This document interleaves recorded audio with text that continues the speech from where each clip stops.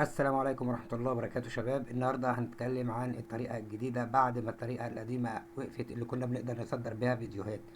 الفيديو ده انا عملته اختصارا للوقت، وحطيت فيه كل الاوبشن البرو وكل الحاجات اللي ممكن تكون مدفوعة. النهاردة عايزين نصدره ونشوف هنقدر نصدره ازاي.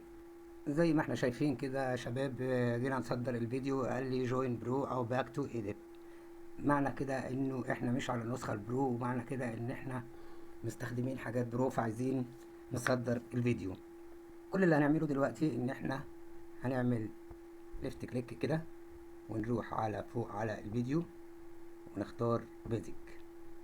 ولما نختار بيزك هننزل لتحت لتحت لتحت لحد ما نروح عند موشن بلور. هندوس عليها كده على الموشن بلور، وهنخليها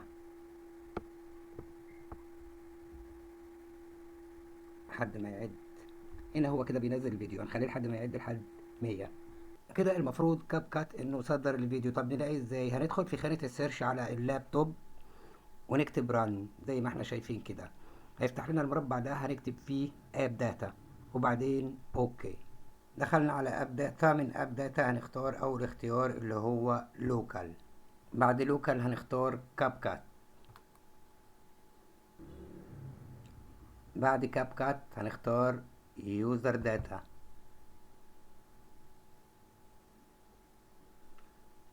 بعد يوزر داتا هنختار كاش.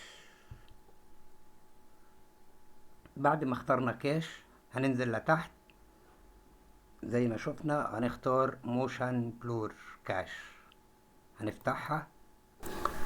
وكده نزل الفيديو بتاعنا يا شباب، خلينا نشوف.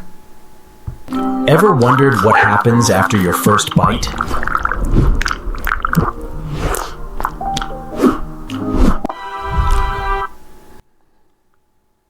علشان ما نلفش اللفة الطويلة دي مرة تانية يا شباب، هنروح على الموشن بلور كاش. قبل ما ندوس عليه علشان يدينا فيديوهات، هندوس عليه رايت كليك ونقول له سند تو، ونبعته على سطح المكتب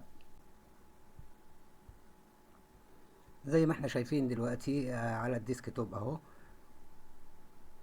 وده الموشن بلور، وده الفيديوهات. اللفة الطويلة اللي عملناها قبل كده خلاص بقى عندنا موجودة على الديسك توب، نقدر بسهولة جدا ننزل الفيديوهات.